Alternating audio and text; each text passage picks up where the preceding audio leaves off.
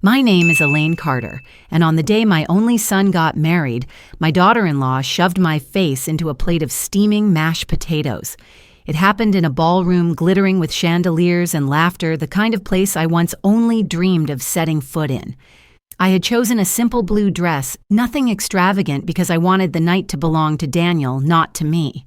For years, I had lived quietly in a modest apartment on the edge of Chicago, and most people assumed I was just another aging widow scraping by. That illusion had served me well until Sabrina decided to make me her target. I knew something was off the moment I walked into the reception. Conversation's hushed glances followed me as if I were a shadow crossing the room. But I ignored it all, clinging to the hope that this wedding might mend the distance between Daniel and me. He looked so proud at the altar, his dark suit pressed, his voice trembling as he promised forever. I allowed myself to believe I was gaining a daughter that day, not an enemy. When the dinner plates arrived, Sabrina approached me. Her smile was tight, the kind that never touched her eyes. In front of a dozen guests, she leaned close, her breath thick with champagne, and said, "Why don't you taste what a real family meal feels like?" Then with a sudden thrust, she smashed the potatoes across my cheek. The heat burned my skin. The weight of them knocked me sideways, and the room erupted in gasps. As I sat there dripping with food and shame, a voice rang out from the back. "Do you people have any idea who that is? That's Elaine Carter, worth billions." The silence that followed was sharper than the slap of the potatoes. Every head turned. Sabrina's face went pale, her hand still trembling around the empty plate. And my son, my Daniel, stood frozen, his eyes wide with questions I wasn't ready to answer. I rose, wiped the mess from my chin, and walked out of the ballroom. That night, humiliated but unbroken, I made a vow. They wanted to know who I really was. Soon enough, they would find out. When I got home that night, the smell of starch still clung to my hair. I stood over the sink, running warm water through my curls, watching bits of potato slide down the drain. My reflection in the bathroom mirror was a stranger wrinkled skin, blotched red from the burn mascara smeared into dark streaks. I pressed a towel against my cheek and wondered how humiliation could sting worse than fire. The apartment felt quieter than usual, the ticking clock on the wall the only sound breaking through the silence. I had lived here for over 20 years, a modest one-bedroom overlooking the edge of Lincoln Park.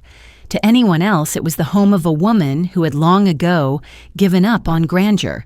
To me, it was a shield, a way of keeping the world and the predators in it away from my son. 3 days passed without a word. I tried to read to focus on my garden of houseplants, but my mind kept circling back to the look on Daniel's face as I walked out of the ballroom. Shock, confusion, betrayal. On the fourth afternoon, as rain streaked down the kitchen window, my phone finally lit up with his name. My hand trembled as I answered. "Mom," he said, his voice clipped colder than I had ever heard it. "We need to talk."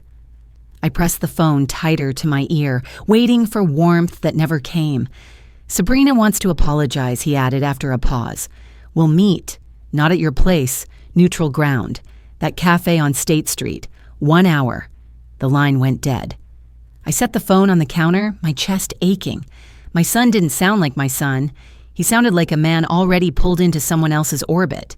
And I knew that meeting at that cafe would decide whether I still had a place in his life. The cafe was half empty when I arrived. Rain had chased most people indoors, and the windows were fogged with the smell of coffee and wet coats. I chose a corner table, the kind where shadows softened your face, and waited. My hands curled around a chipped ceramic mug, though the coffee inside had already gone cold. When Daniel finally walked in, I barely recognized him. Just days earlier at the wedding, he had looked radiant, brimming with joy. Now his shoulders were rigid, his eyes suspicious, like a man bracing for a fight. He spotted me, quickly walked over without a smile, and sat down across from me. "Is it true?" he asked, before the waitress could even take his order. "Are you really worth billions?" His words cut sharper than Sabrina's plate ever had. For years I had rehearsed this moment, the conversation where I would explain everything, but hearing the question from his lips left me unprepared. Yes, I said, my voice steady, though my chest tightened. It's true. Daniel leaned back, disbelief twisting into anger. All those nights I stayed home alone thinking we couldn't afford babysitters. All the scholarships I chased because you said there was no money. You let me believe we were poor while you were hiding an empire. I reached for his hand, but he pulled it back. I wasn't hiding it from you, I whispered. I was protecting you. From the vultures who would circle the second they smelled wealth. I wanted you to have a life free of that. He let out a laugh, bitter and hollow. Free you call growing up alone without a mother at school, plays, or birthday's freedom. The bitterness in his eyes told me I hadn't just lost control of the secret. I was in danger of losing my son altogether. And before I could answer, I realized Sabrina wasn't finished with me yet. 2 evenings later, the knock on my door came sharp and rehearsed. When I opened it, Daniel stood there with his wife at his side. Sabrina wore a black dress too simple to be natural on her. It was the kind of outfit chosen to look humble, not the kind actually owned by humble people. "Mrs. Carter," she said softly, her eyes damp but too clear to be genuine. "I owe you an apology." Daniel shifted uncomfortably, his arms crossed. I stepped aside, allowing them in, though my chest tightened at the sight of her in my home. Sabrina perched on the edge of the sofa, dabbing her eyes with a tissue she had brought with her. "What I did at the wedding," she began, "was unforgivable. I was overwhelmed, emotional. Daniel told me stories of his childhood, how often he felt abandoned. When I saw you at the reception, it all came rushing back and I lost control." I studied her face. Every word was perfectly paced, every gesture calculated. If I hadn't already seen the greed lurking behind those polished eyes, I might have believed her. "You seem very understanding now," I said carefully. "I want to be," she replied quickly. "Now that I know the truth about your sacrifices, about your success, I see why you worked so much. It takes grit to build what you built. I admire that." Her hand slid over Daniel's, a move meant to show unity, but I noticed how her gaze flicked toward the framed photographs on my shelf, snapshots of land developments and old business partners. Daniel finally spoke. "She's trying, Mom. We both are. We just want to start fresh. Maybe you could teach us more about the company." I smiled faintly, though inside I was ice. Sabrina's apology wasn't about healing. It was reconnaissance. And I knew I'd need proof, real proof, before Daniel saw the predator sitting beside him. The morning after their visit, I sat at my desk, staring at the same cup of coffee until it went cold. Sabrina's performance still echoed in my ears, every word polished like it belonged on a stage. Daniel wanted to believe her. He needed to. But I couldn't afford illusions anymore. I pulled a worn leather notebook from the drawer, flipped through names, until I reached the one I trusted most. Victor Ramirez, former FBI, now private security. He had protected me quietly for years, running checks on business partners and competitors. This time, I needed him for something far more personal. When he picked up, his voice was gravelly steady. "Elaine, what's wrong? I want everything on her," I said. "Sabrina Hayes." Quietly. No detail too small. "Understood," he replied. 3 days later, a thick envelope slid under my door. Inside were photographs, bank records, and printed emails. The first picture nearly stopped my breath: Sabrina on the arm of a man at a gala in Miami, her smile identical to the one she had worn in my living room. Another photo showed her on a yacht with a restaurateur in Chicago. Then another, a tech entrepreneur in New York. Each man was older, wealthy, and each story ended the same: missing funds, quiet disappearances, no charges pressed. Victor's notes described her as pattern consistent with financial predation. I laid the photographs across my dining table, the weight of them pressing down like stones. My son hadn't just married the wrong woman. He had been chosen, studied, targeted because of me. I clenched the edge of the table until my knuckles turned white. This wasn't about forgiveness anymore. It was about survival for Daniel, for the empire I had built, for the name Carter itself. And the next move had to be mine. I asked Daniel to meet me alone, choosing a quiet bench near the river where the water carried the noise of the city away. He arrived late, his suit jacket wrinkled his eyes, restless. For a moment I saw the boy he used to be, but then his jaw tightened and the distance between us grew again. "Mom, why here?" he asked. "Because I need you to listen without her interrupting," I said, slipping the envelope from my bag. I placed it on the bench between us, the edges worn from my own trembling hands. "This is about Sabrina." He stared at it but didn't reach. "You had her investigated," his voice carried sharp disapproval. "I had to. After what she did to me, after the way she looks at my money, Daniel cut me off. She loves me, Mom. She married me before she knew you were rich." I held his gaze. "That's what you want to believe. But she knew. She targeted you because you worked at one of Carter Properties' subsidiaries. She found the link, Daniel. You weren't an accident." His shoulders stiffened. He grabbed the envelope, flipped it open, and glanced at the photographs. "So what, she dated men before me? Everyone has a past." "Those men didn't just date her," I said quietly. "They lost money. They lost trust. And they all walked away, broken." Daniel shoved the papers back into the envelope and pressed it into my lap. "No, I won't listen to this. You've spent my whole life working instead of being there for me, and now you want to poison the one person who makes me feel loved." His words struck deeper than he knew. As he walked away, the envelope heavy in my hands, I realized the truth. Sabrina wasn't just after me anymore. She already had him. The first sign came in Victor's daily report. Sabrina had scheduled an appointment with a well-known estate planning firm downtown, the kind of place families went when they wanted to restructure fortunes. 2 days later, another report landed on my desk. This time she had been spotted at lunch with Dr. Halpern, a psychiatrist, whose name I knew all too well. He specialized in competency evaluations for the elderly, evaluations that could strip someone of their control if a judge believed the report. It was a brilliant move. If Sabrina could convince Daniel I was losing my mind, then push a doctor to declare me unfit, the law would hand her everything I had worked for. My empire, my freedom, even my dignity, it would all be placed in their hands. I sat in my dim study, the curtains drawn against the Chicago dusk, staring at the photographs Victor had gathered. Each one felt like a warning shot, a reminder that predators never strike head-on. They circle, they test, and then they move in for the kill.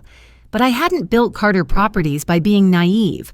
I had outmaneuvered developers twice my size, survived hostile takeovers, and stared down men who thought a widow was an easy mark. If Sabrina wanted to use the law, then I would use it too. I picked up the phone and told Victor I need the apartment wired. Cameras, microphones, everything. I'm going to give her exactly what she wants. Proof that I'm ready to hand it all over. There was silence on the other end before he asked, "And what if your son believes her before he believes you?" I swallowed hard because I already knew the answer. Then I'll have to save him in spite of himself. Saturday night arrived gray and damp, the kind of evening when the city seemed to exhale steam through its sidewalks. I set the dining table with chipped china and mismatched glasses, a deliberate choice to match the story I was about to sell. The pot roast sat heavy in the oven, overcooked on purpose. The vegetables soft to the point of falling apart. Every detail mattered.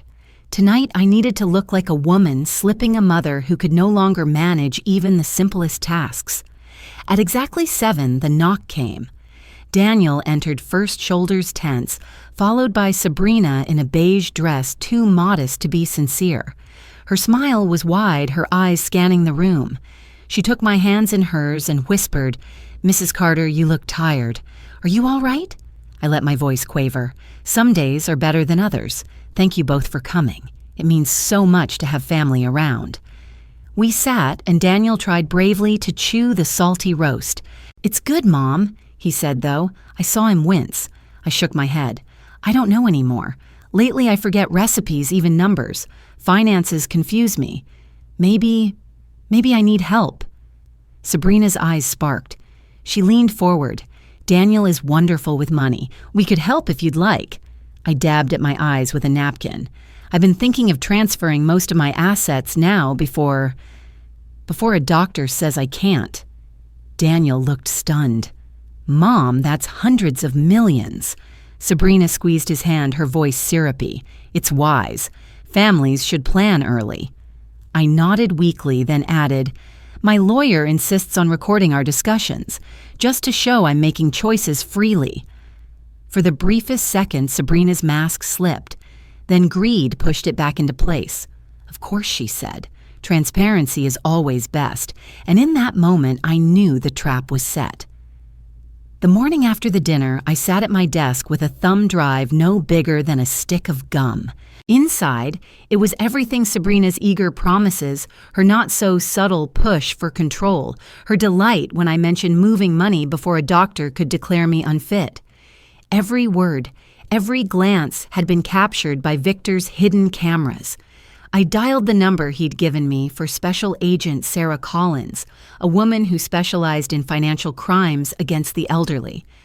My hands trembled slightly as I introduced myself, but her voice was steady, efficient.